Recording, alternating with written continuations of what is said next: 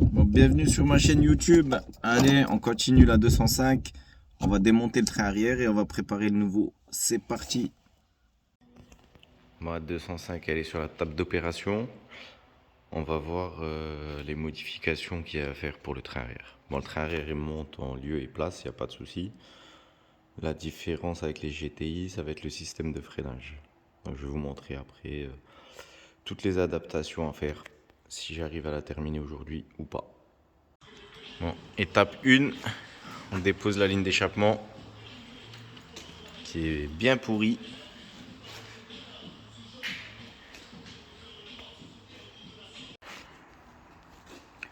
Donc là, j'ai démonté les amortisseurs. Et maintenant, pour avoir un repère, on prend la mesure. Donc à peu près au milieu, je dirais 44 cm. Voilà, pour le recroitage de nouveau train. Donc là, je vais retirer les câbles de frein à main. Il faut démonter le petit cache avec les petites vis. Il y en a trois vis cruciformes. Et là, on les retire. Comme ça, je les laisse sur le train arrière et ça descend avec. Donc là, on arrive dans le coffre pour décrocher le train arrière. Donc il y a les deux vis de chaque côté. Ici, il faut retirer les petits capuchons en plastique. Et on a les vis des cylindres en bloc arrière. Donc je desserre tout ça. Et le train arrière, il est tombé. C'est propre, hein. Neuve.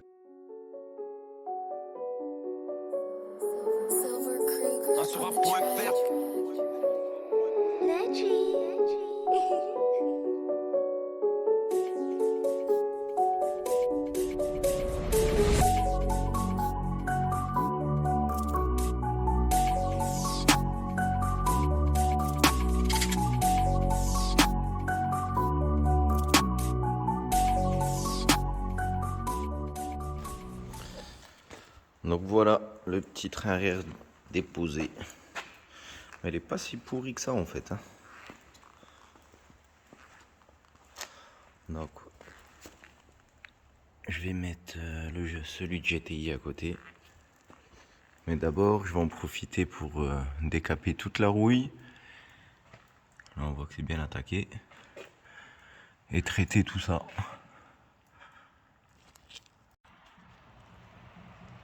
Donc j'ai tout brossé, toute la rouille.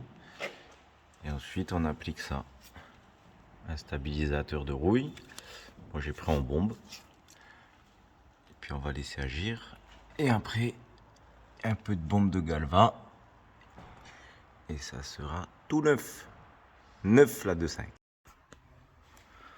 Donc j'ai galvanisé tout le sous-bassement. Ça fera une protection supplémentaire. Ça évitera que ça rouille. Donc maintenant, le circuit de freinage. Alors la grosse différence sur la Junior, donc ça part de devant. Hop, durite, conduite de frein rigide, une durite souple. Et ça vient au cylindre de roue. 205 GTI, c'est différent. On a 7 pièces. Donc le répartiteur de freinage. Donc là, il faut que je parte avec une nouvelle durite en cuivre. Jusque là. Et là, il faut que j'intègre le limiteur de freinage. Vu qu'il y a des freins à disque, il faut que je l'installe ici. Que je reparte en conduite souple. Et après jusqu'au train arrière. Donc du coup, j'ai déposé le réservoir. Et je viens de m'apercevoir d'une chose, c'est que c'est pas les mêmes. Donc le jour où je vais changer le moteur, il faudrait que je change le réservoir. Parce qu'il n'y a pas de bain. Forcément, il n'y a pas de pompe à essence. Et on peut pas adapter la pompe à essence de GTI sur le réservoir. J'ai peur que ça aille pas quoi. Au niveau peut-être des retours, tout ça. Donc ça je verrai plus tard. En tout cas, je l'ai démonté pour faire mes conduites de frein. Donc je vais me lancer là-dedans et je vous montre le résultat après. Sacré chantier en vrai. Donc voilà, les caisses de 205 c'est toutes les mêmes, mais par contre Le freinage, circuit d'essence et les trains, c'est pas du tout pareil. Donc c'est pas plug and play quoi. Voilà les conduites de frein toutes neuves en cuivre.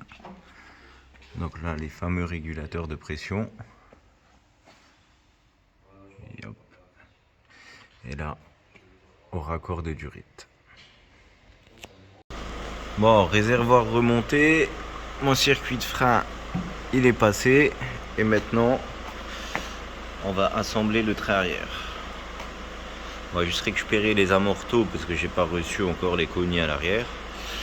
Donc j'ai déjà monté les cils en bloc là à l'intérieur, ceux-là en neuf, et je vais mettre ceux-là aussi en neuf. Comme ça tous les cils en bloc ils sont tout neufs. Train arrière installé. Hop, donc j'ai mis les vieux amortos, hein, comme j'ai dit, j'ai pas reçu les nouveaux. Donc en attendant, donc maintenant on va monter les demi-trains. Voilà, donc les demi-trains sont montés.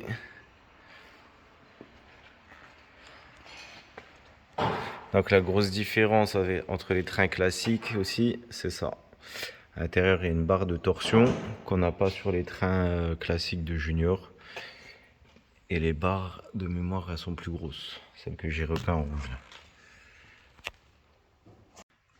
Bon, enfin pour aujourd'hui, on va monter les beaux disques tout neufs, les beaux étriers tout neufs. Mais il me manque le nécessaire pour les plaquettes. J'ai les plaquettes, mais pas les goupilles. J'ai les câbles de frein à main, mais ça sert à rien de les changer tout de suite. Et j'ai pas encore l'étrier droit. Mais en tout cas, ça a de la gueule. On va voir si les roues d'origine passent déjà. Et je vais la poser par terre, voir si elle n'a pas les roues dans le coffre. Les freins arrière, c'est monté. J'ai reçu l'étrier impeccable. Avec les câbles de frein à main tout neufs. Les plaquettes toutes neuves. C'est impeccable tout ça. C'est beau. Donc circuit de freinage terminé avec les belles Durit Aviation, conduite toute neuve, plus qu'à essayer. Et c'est parti mon kiki. Alors, est-ce qu'elle va avoir les roues dans le coffre ou pas? Suspense.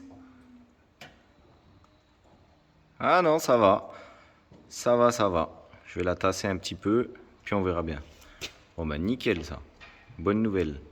Good job! L'impression avec le train arrière de GTI, bah, rien à voir quoi. La voiture elle est beaucoup plus stable. Et encore j'ai pas les amortisseurs cognés à l'arrière. C'est marrant, hein, chaque modification c'est un truc de ouf. Elle est stable de fou. Donc rien à voir. Parfait ça. Bon la suite à l'atelier.